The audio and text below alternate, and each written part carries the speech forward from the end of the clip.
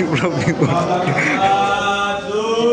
Salam sejahtera untuk kita semua. Sebelum presentasi ini dimulai, kami akan memperkenalkan diri terlebih dahulu. Perkenalkan, nama saya Doris. Nama saya Gerja. Nama saya Cikal. Nama saya Farisa. Kami dari kelompok 5 akan mempresentasikan laporan P5 kami dengan judul Pengelolaan Sampah Botol Plastik Menjadi Celengan dan Pembiasaan Aksi Zero Waste Lifestyle membawa bakal sendiri. Kepada presentator dipersilakan. Yang pertama adalah latar belakang masalah, yaitu sampah plastik menjadi permasalahan besar di lingkungan kita. Terutama di sekolah, banyak botol plastik yang dibuang begitu saja dan mencemari lingkungan sekitar. Melalui kegiatan P5 dengan tema satu titik, kami mengangkat kegiatan P5 dengan satu titik, dua aksi nyata, yaitu pengelolaan sampah plastik menjadi celengan dan kebiasaan gaya hidup zero waste dengan membawa bekal sendiri. Yang kedua ada tujuan kegiatan. Yang pertama, mengurangi jumlah sampah plastik di lingkungan sekolah. Yang kedua, mengolah sampah menjadi barang yang bermanfaat. Dan yang ketiga, menumbuhkan kebiasaan membawa bekal sendiri. Yang keempat, meningkatkan kesadaran siswa tentang pentingnya menjaga lingkungan. Dan yang ketiga ada manfaat kegiatan. Yang pertama, lingkungan sekolah menjadi lebih bersih dan sehat. Dan yang kedua, sampah plastik dapat dimanfaatkan menjadi barang berguna. Ketiga, meningkatkan kesadaran dan tanggung jawab siswa terhadap pengelolaan sampah. Dan yang keempat, mendorong penerapan gaya hidup zero waste di kalangan remaja. Oke, selanjutnya saya akan menjelaskan program yang kami pilih, yaitu pengelolaan sampah plastik. Yang kami pilih adalah pengelolaan sampah botol plastik menjadi celengan.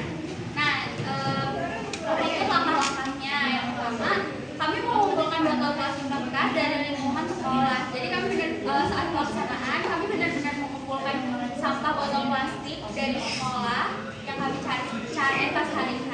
Yaitu kami temukan di kolong meja seperti itu, terus di luar kelas juga. Lalu langkah yang kedua adalah membersihkan botol plastik yang akan digunakan. Jadi setelah kami mengumpulkan botol plastik, kami bersihkan, dicuci, terus dikeringkan. Lalu yang ketiga itu mendesain dan menghias botol plastik menjadi celengan.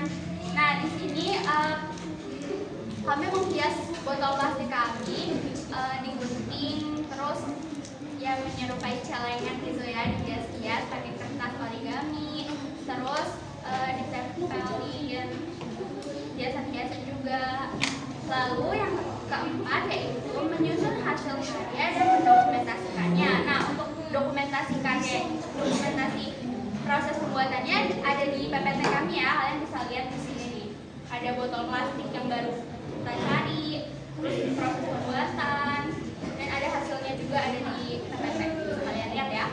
Lalu yang kelima, yang terakhir, menyampaikan hasil karya kami kepada guru fasilitator. Kemarin karya kami udah ditunjukin kan ya, Kamis Erna. Nah, itu termasuk ya langkah-langkah dari pengelolaan sampah kami.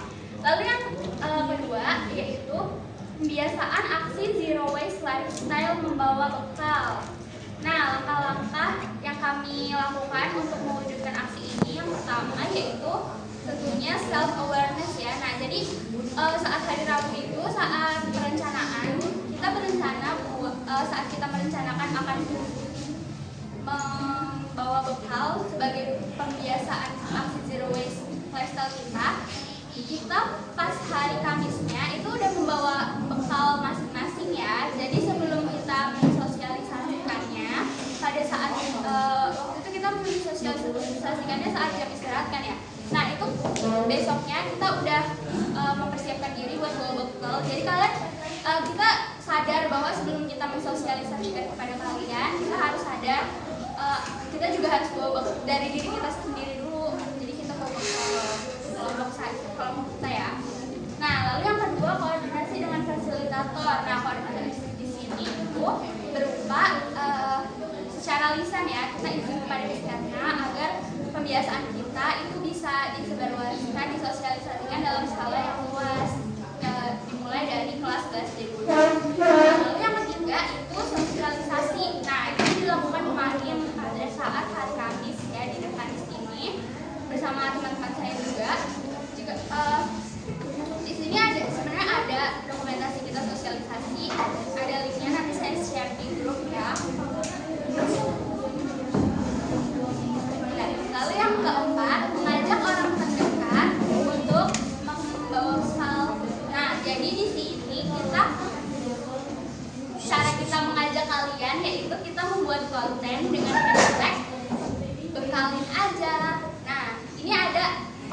udah di-upload di YouTube Short aku, bisa dilihat nanti linknya aku share juga di grup.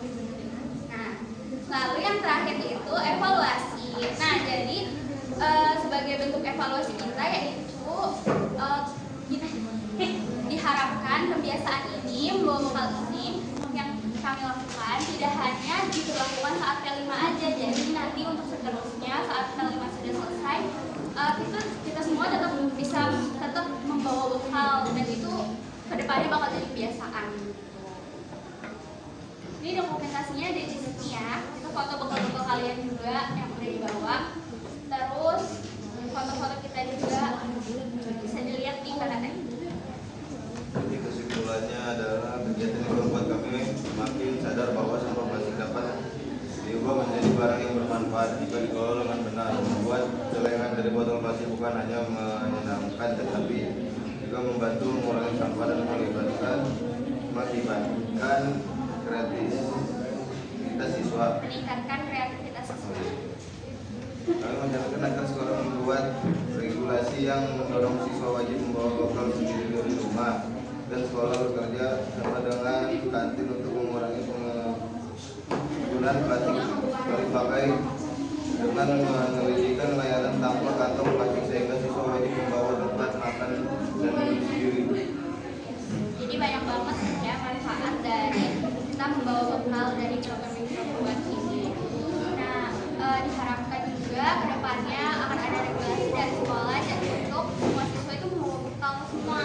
Ini bukan hal yang nggak mungkin kok, karena sekolah-sekolah lain seperti sekolah SMP saya dulu juga sudah menerapkan kebiasaan ini, yaitu membawa bekal dan tumbler.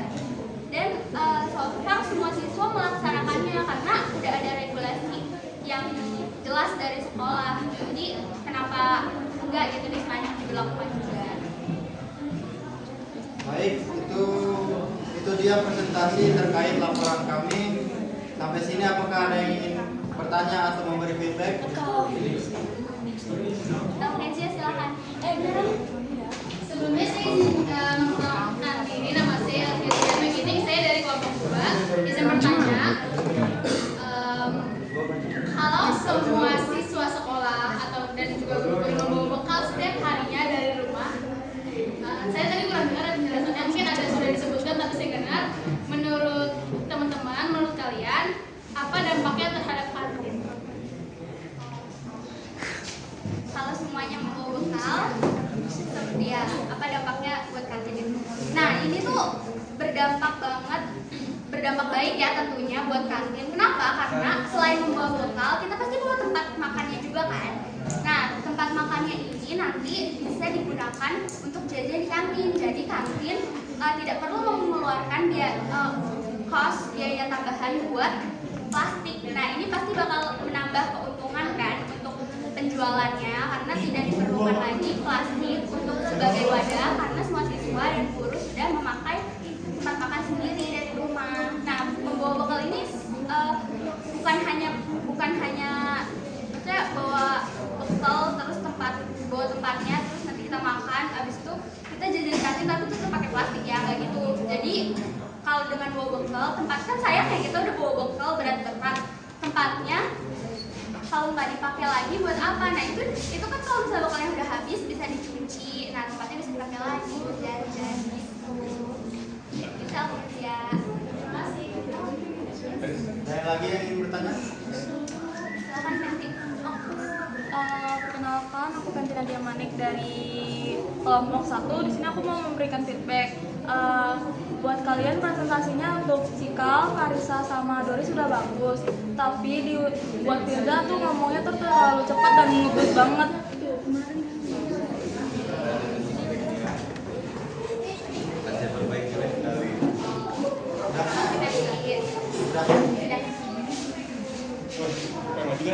Baik, sekian presentasi dari kami. Kurang lebihnya mohon maaf. Terima kasih. Wassalamualaikum Assalamualaikum warahmatullahi wabarakatuh.